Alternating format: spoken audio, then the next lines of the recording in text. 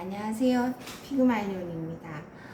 오늘은요, 저에게 또 많이 물어보시는 것 중에 하나가, 항암을 해야 되느냐, 말아야 되느냐에 대한 질문이거든요. 근데 사실 저는 거기에 대해서 말씀드릴 수가 없어요. 제가 뭐라고 의사도 아니고, 그 항암을 하라, 마라, 여러분들한테 말씀드릴 수 있겠어요. 그래서 그런 질문은 굉장히 곤란한데요. 근데 이제 제가 경험해 본 바는 여러분들한테 말씀드릴 수 있을 것 같아서 오늘 영상을 시작합니다. 여러분들이 항암을 해야 되는지 말아야 되는지를요, 물론 의사 선생님한테도 물어보고 이렇게 주변 지인들한테도 물어보시고요. 그리고 마지막으로 스스로에게 한번 질문을 해보세요. 스스로 질문하는 자 답을 피할 수 없다 그랬거든요.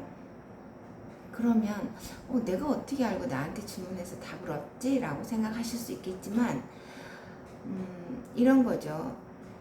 이렇게 질문을 하고 항암을 했을 때의 장점, 좋은 점, 항암을 했을 때의 단점을 본인이 한번 적어보시는 겁니다. 그런데 저는 폐암 4기였으니까 저의 예를 들면 제가 폐암 4기였을 때 항암이라는 것은 연명이라 그랬잖아요. 그 표적항암제가 있는데 표적항암제는 장점이 되게 많죠.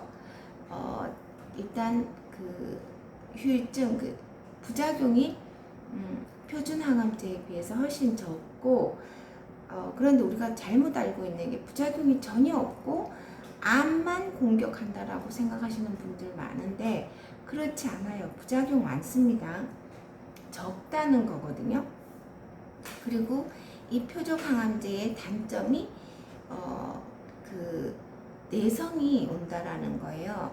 근데 내성이 보통 보면 빠르면 3개월에서 1년, 2년 정도에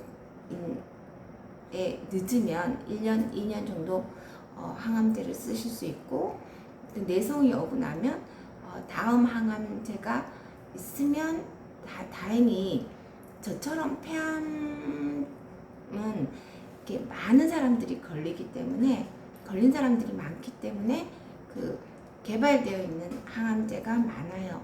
근데 희귀암들은 또 항암제가 없는 경우도 많습니다.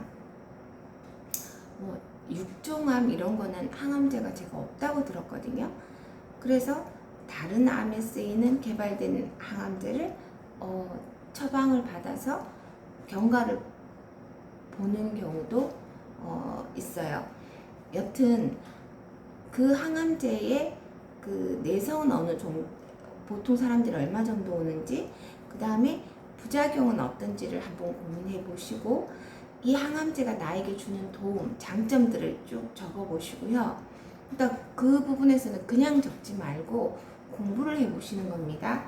그리고 그 장점에 대해서 적으셨다면 또 단점에 대해서도 쭉 적어 보시는데 그 단점을 적을 때는 그 항암제의 부작용 경고문 같은 것도 한번 읽어 보시고 그 다음 유튜브에 의사 선생님들이 말씀하시는 그 항암제에 대한 이야기도 공부를 하셔가지고 단점을 적어 보시면, 그러니까 막연히 생각했을 때보다 저는 그렇게 느꼈어요.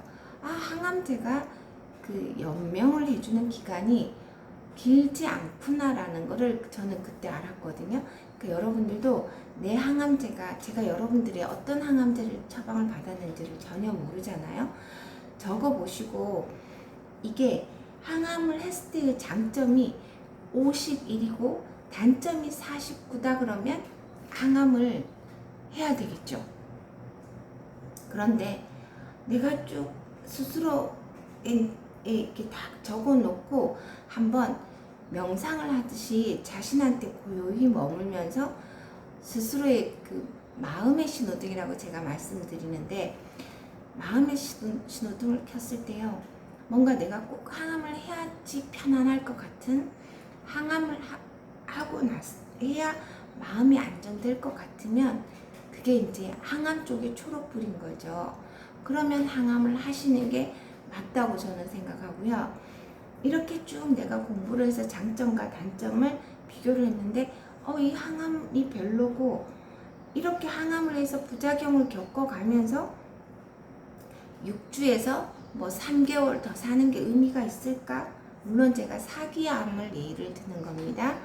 라는 생각이 들었을 때는 안 하는 것이 맞습니다.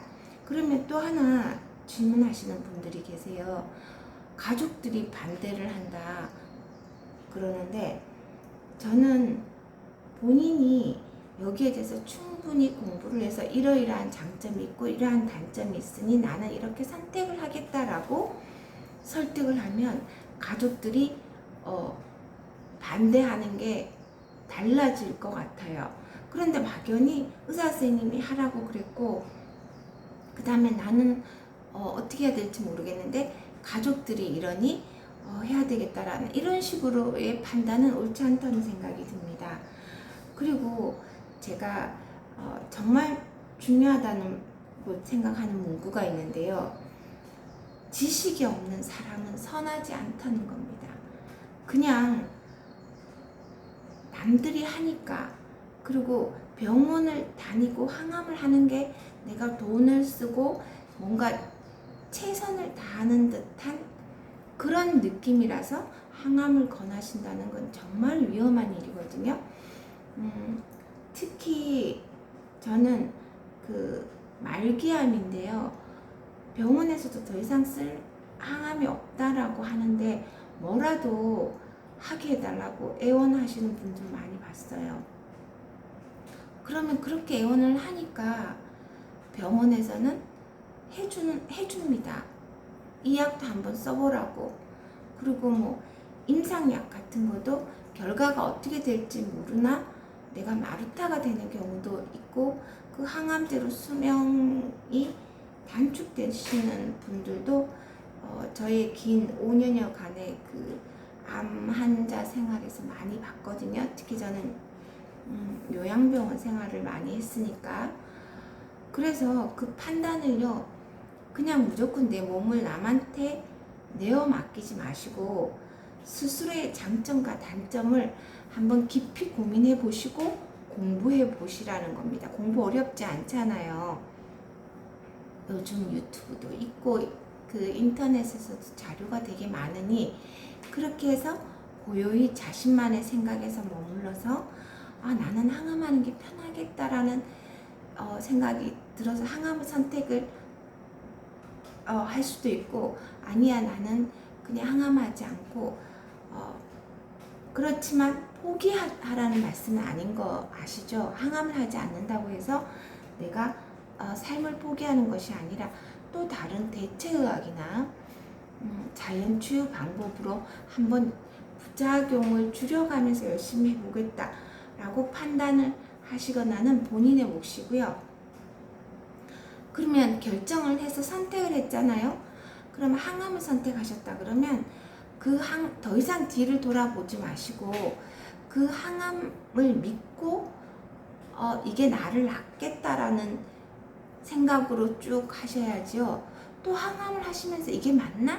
저게 맞나? 하면서 우왕좌왕 하시면 이도 저도 아닌 게 돼요. 우리 플라시보 효과라는 말도 있잖아요. 어차피 항암을 선택하셨다면 항암이 나를 낫게 해준다는 믿음으로 하셔야 되는 거고요.